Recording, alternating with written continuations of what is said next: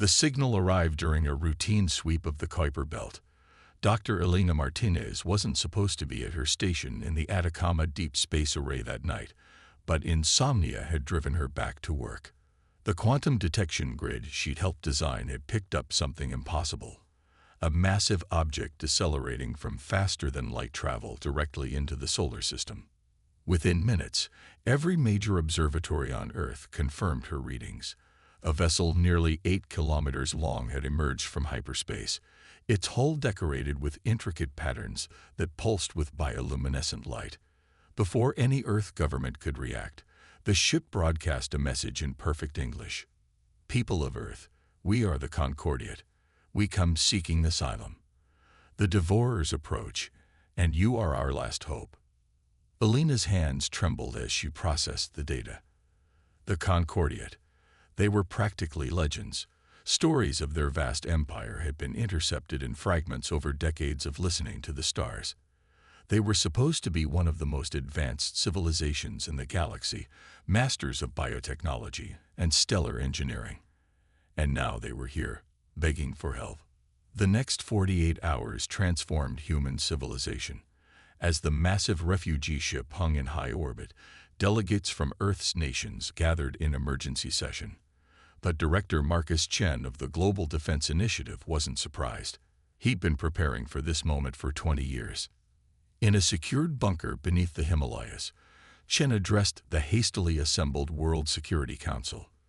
Ladies and gentlemen, what I'm about to share has been classified at the highest levels since the discovery of 2045. The holographic display activated, showing a vast underground complex.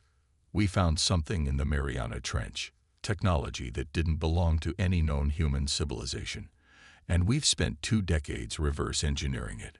The council chamber erupted in shocked murmurs as Chen revealed humanity's secret preparations. While the world focused on climate change and regional conflicts, a hidden network of facilities had been developing technologies that rivaled anything the Concordiate possessed. Antimatter reactors, quantum shield generators, and weapons that could reshape space-time itself, all carefully concealed from orbital observation. When the Concordiate's ambassador, First Speaker Lyra, was finally allowed to land, she found herself facing the humanity far different from what their intelligence suggested. Her crystalline environment suit sparkled as she approached the council chamber, her movements betraying her unease. We believe your species was barely capable of interplanetary travel," Lyra admitted, her translator converting her harmonics into speech. "Our surveys showed only primitive chemical rockets and a handful of lunar outposts." Director Chen allowed himself a small smile. "We learned early on that being underestimated could be advantageous. While the galaxy's eyes were elsewhere, we prepared. Now, tell us about these devourers." The holographic display shifted as Lyra shared their data. The images showed entire solar systems going dark, consumed by something that defied conventional physics. They emerged from the galactic core 3 years ago. Our most powerful weapons couldn't stop them. Our greatest minds couldn't understand them. They've consumed 12 civilizations more advanced than yours, than we thought yours was. How long do we have? Elena asked, her scientific curiosity warring with dread. 2 months, perhaps less, Lyra responded. We came here because this was the only sector they hadn't reached. We thought we could hide among a primitive species. She paused, her crystalline form shifting colors in what might have been embarrassment. We were wrong about you being primitive. But can you really help us fight something that destroyed our entire civilization? Chen's response was to activate another hologram, this one showing a vast underground shipyard beneath the Sahara Desert. Vessels of impossible design were under construction, incorporating technologies that made even Lyra's crystalline form vibrate in resonance. First Speaker Lyra, humanity has spent generations preparing for a threat exactly like this. Not because we knew it was coming, but because we knew something would. How? Lyra asked, her translator struggling to convey her mix of emotions. How did you achieve all this in secret? Because we were underestimated, Elena explained, pulling up data from the quantum detection grid. Every alien probe that passed us by, every dismissive assessment of our capabilities. It gave us time. Time to build, to innovate, to prepare. We learned from Earth's history. The most dangerous opponent isn't always the one with the biggest weapons, but the one you never saw coming. As if to punctuate her words, alerts began blaring throughout the facility. The quantum detection grid had picked up new signatures, massive distortions in space-time, approaching from the direction of Alpha Centauri. The Devourers had followed the Concordiate's trail. They're coming. Lyra's harmonics shifted to frequencies that spoke of pure terror. We led them right to you. Director Chen's expression remained calm as he activated global defense protocols. Across the planet, hidden facilities began powering up. Orbital platforms disguised as debris revealed their true nature, and beneath every major ocean, something ancient and terrible stirred to life. Good, Chen said, his voice carrying the weight of 20 years of preparation. Let them come. It's time to show the galaxy why you don't underestimate a species that turned survival into an art form. The greatest test of human ingenuity was about to begin, and humanity had no intention of facing it alone. The Concordiate would soon learn why Earth had been the perfect place to seek asylum, not because it was primitive, but because it had mastered the art of appearing so. The South Pacific churned as something massive broke the surface for the first time in 20 years.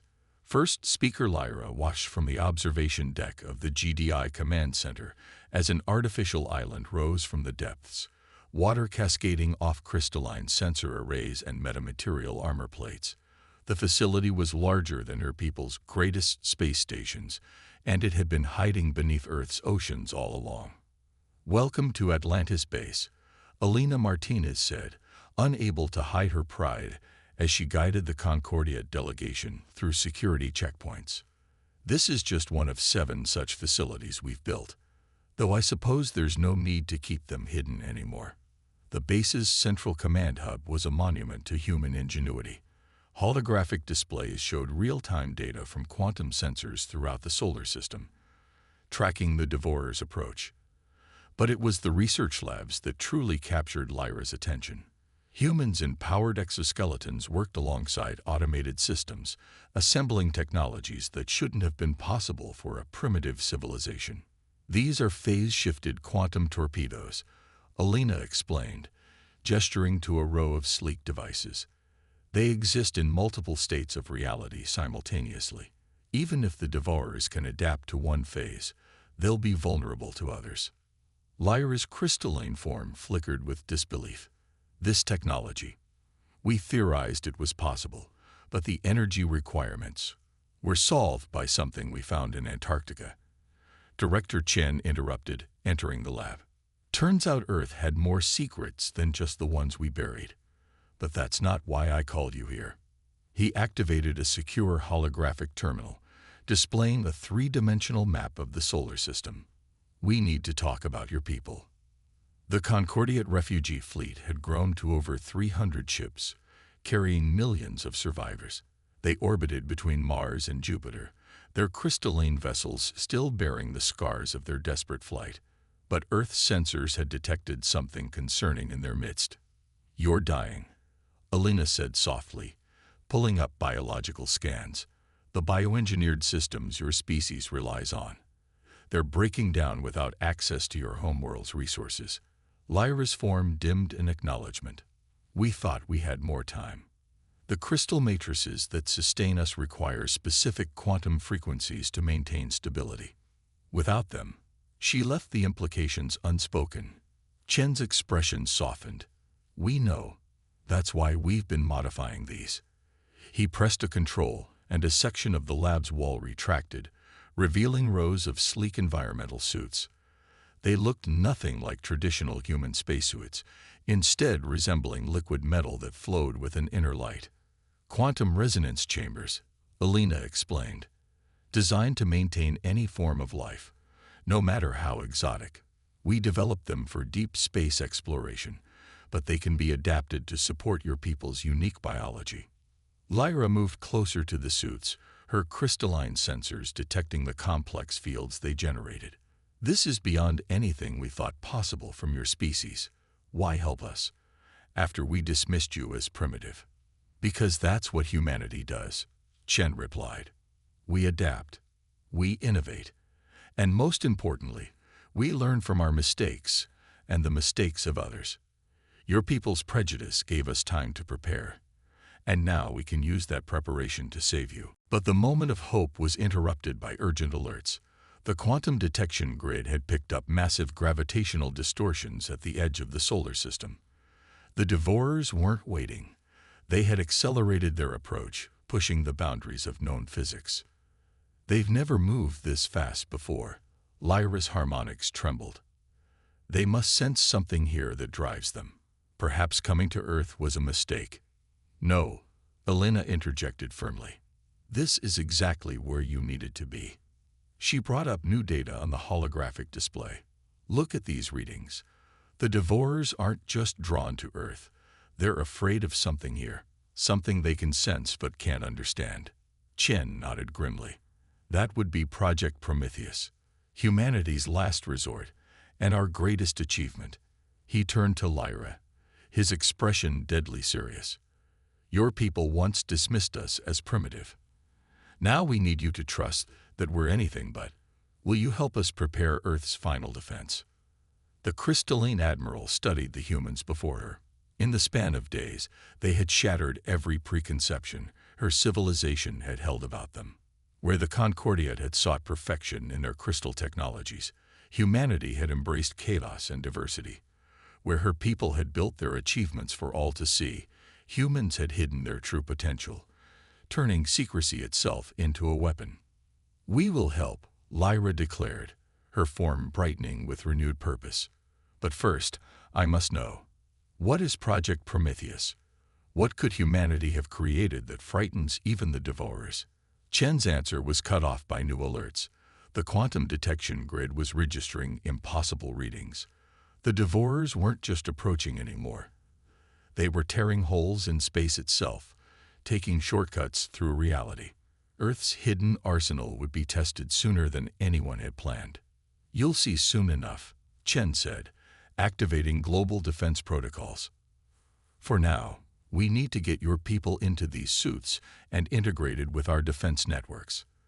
The real war is about to begin, and humanity has no intention of facing it alone. Across Earth, more hidden facilities emerged from their slumber.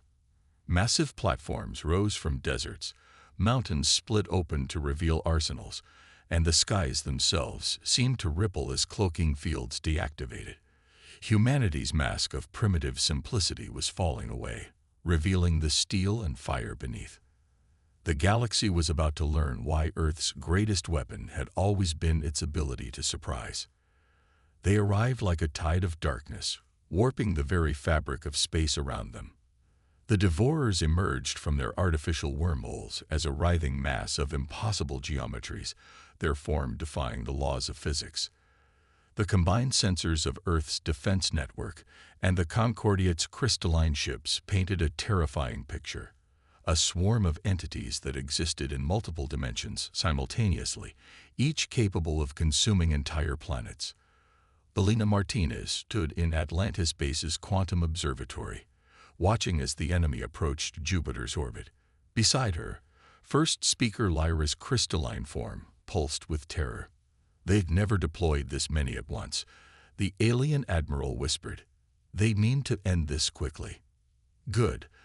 Director Chen's voice came through the quantum comm network. That means they're afraid. He was coordinating from the Himalayan Command Center, where Project Prometheus was nearly ready.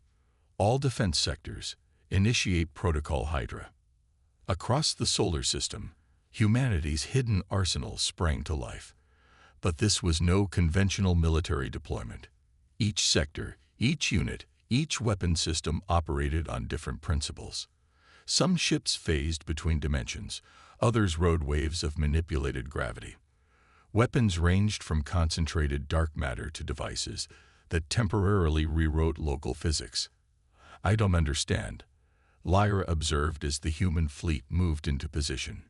Your formations, there's no coherent pattern, no unified strategy. Elena smiled grimly.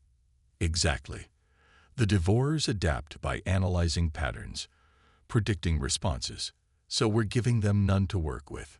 She activated a tactical display showing the hundreds of different approaches being deployed simultaneously. We studied how they consumed other civilizations. Each time, they faced a unified technological base they could analyze and counter. But humanity, we never put all our eggs in one basket. The first wave of devourers struck Jupiter's defense grid. They expected to find primitive automated outposts.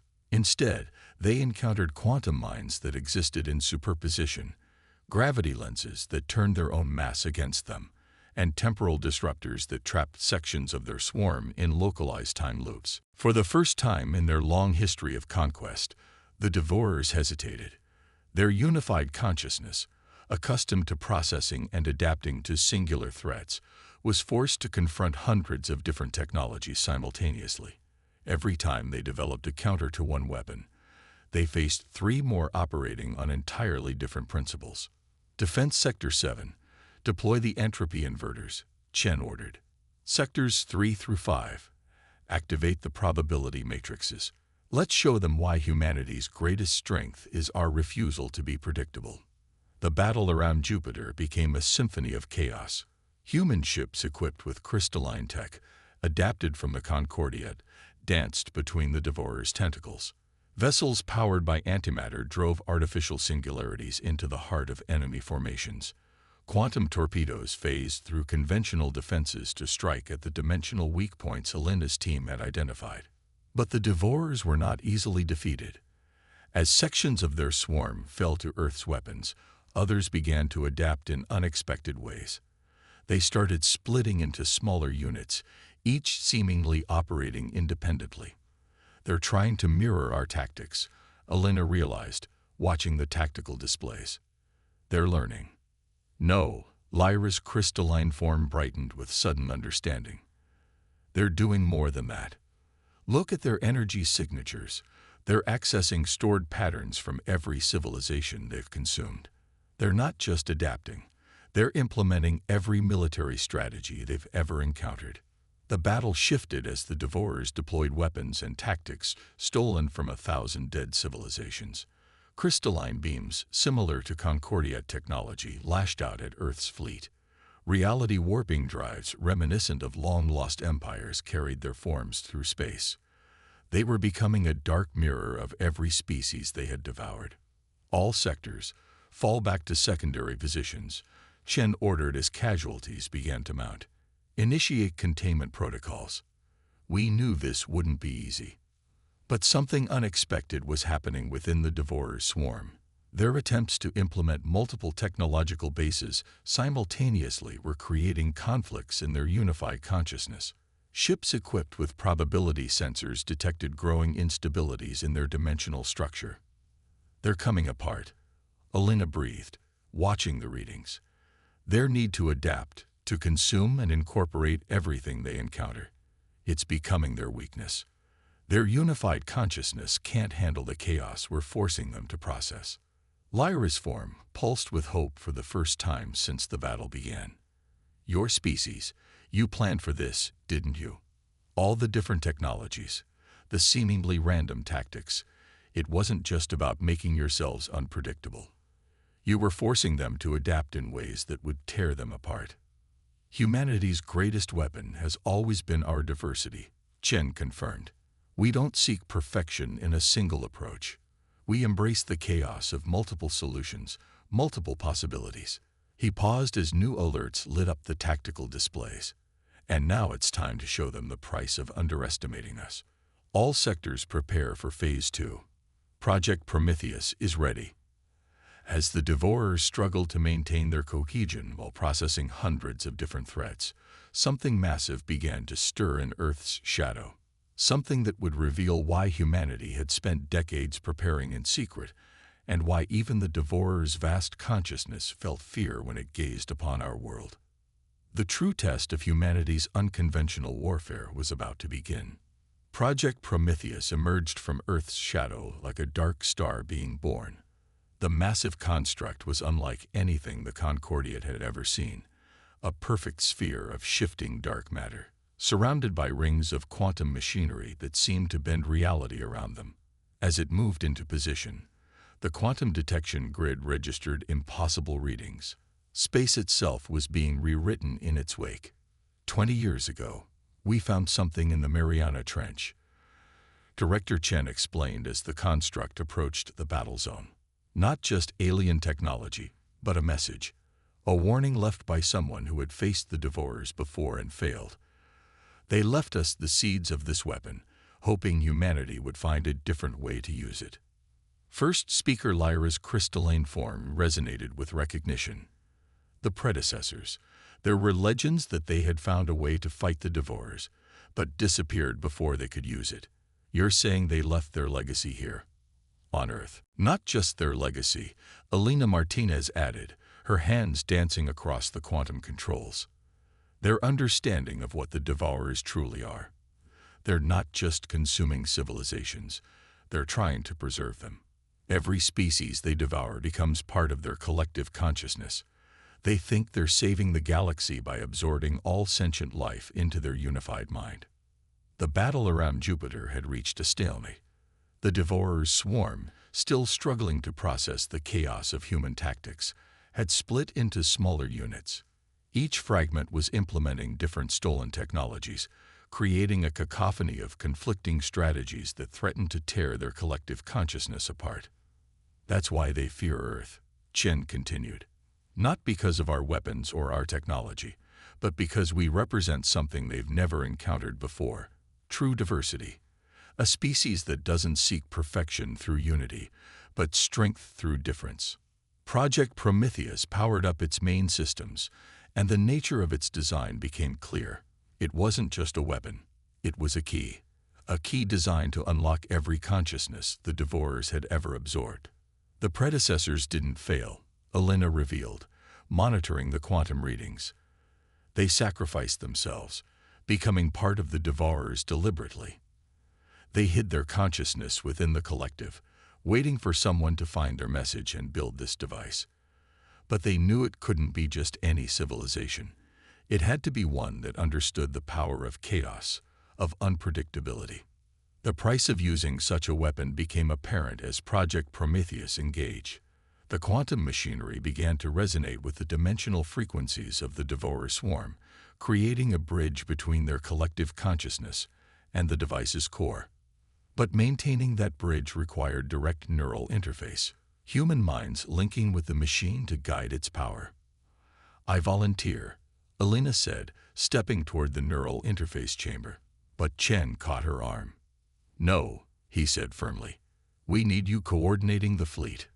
I'll do it. The interface could burn out your consciousness, Lyra warned, her crystalline sensors detecting the immense energies building within the device. Even if you succeed, you might not survive. Chen smiled grimly. That's the difference between us and the Devourers. They take consciousness by force. We choose to risk ours freely. He turned to Elena. Initiate the sequence. And whatever happens, remember, humanity's greatest strength isn't our technology. It's our willingness to sacrifice for what we believe in. As Chen entered the interface chamber, Project Prometheus reached full power. The quantum bridge connected, and suddenly the true scope of the Devourer's consciousness was revealed. Billions of absorbed minds, each preserved in perfect detail, trapped in an eternal unity they never chose. The predecessor's consciousness stirred within the collective, awakened by the quantum resonance. Their message, hidden for eons within the Devourer's own mind, began to spread. It wasn't just a weapon design. It was a virus, a thought that could shatter the illusion of perfect unity. Through the neural interface, Chen broadcast a simple truth. Unity is meaningless without choice. Preservation without freedom is just another form of death. The effect was devastating. Throughout the Devourer swarm, absorbed consciousnesses began to wake up. Species that had been preserved for millennia realized their true state. The collective mind, already strained by trying to process humanity's chaotic battle strategies, began to fracture under the weight of billions of minds choosing individuality over forced unity. But the price was steep. The neural interface burned white-hot as Chen channeled the combined will of countless awakening minds. In Atlantis base, Alina and Lyra watched in horror as his life signs began to fade. "We have to disconnect him," Alina shouted, reaching for the emergency protocols. "No." Chen's voice came through the quantum comm, strained but determined. "The bridge goes both ways. I can see what they've seen, know what they know. The Devourers, they're not evil. They're afraid. Afraid of the chaos of individual existence, afraid of the uncertainty of true life." Through the interface, Chen showed them something else, a way forward, not through destruction, but through transformation. The Devourers could be more than a force of consumption. They could become guardians of diversity instead of its enemies. As Project Prometheus reached its crescendo, the fate of not just humanity, but every consciousness the Devourers had ever absorbed hung in the balance. The price of innovation would be paid in full, but the reward might be greater than anyone had imagined. A galaxy where unity and diversity could coexist, where the strength of humanity's chaos could temper the Devourer's desire for perfect order. The transformation began at Jupiter and rippled outward like waves in the cosmic ocean. Through Project Prometheus, Director Chen had achieved what the predecessors had only dreamed possible, not the destruction of the Devourers, but their evolution. The vast collective consciousness, fractured by humanity's chaotic battle strategies and awakened by the predecessors' hidden virus, was becoming something entirely new. Elena Martinez watched through tears as the quantum readings from Chen's neural interface grew weaker. "His consciousness is fragmenting," she reported, her voice tight with emotion. "He's spreading himself through their collective, using his own mind as a bridge between their unity and our chaos." First speaker Lyra's crystalline form pulsed with colors never before seen in her species' emotional spectrum. "He's showing them what we couldn't understand about humanity," she realized. "Why your seeming primitiveness was actually your greatest strength. You never sought to perfect a single path. You embraced the beauty of multiple solutions, multiple ways of being." The Devourer swarm was transforming. Where once there had been a writhing mass of dimensional horrors, now structures of impossible beauty were taking shape. The billions of absorbed consciousnesses, guided by Chen's sacrifice, were reorganizing themselves, not as a forced collective, but as a voluntary communion of minds, each maintaining their individuality while sharing in a greater whole. "They're not just changing shape," Alinda observed, studying the quantum readings. "They're changing purpose. Look at how they're restructuring their dimensional matrices." Through the fading neural interface, Chen's voice came one last time. "They understand now. The Devourers sought to preserve life by consuming it, but humanity showed them a better way. We proved that true strength comes from diversity, from the chaos of choice and the power of individual will." The transformed Devourers began to move, not to consume, but to create. Their new forms, combining the knowledge of every civilization they had absorbed with humanity's gift for innovation, started rebuilding what had been destroyed. Crystalline worlds shattered by their former selves were reborn. Species thought lost forever were reconstituted from the perfect preservation of their consciousness. This was his plan all along, Elena realized, watching the miracle unfold. Project Prometheus wasn't just a weapon. It was an offering.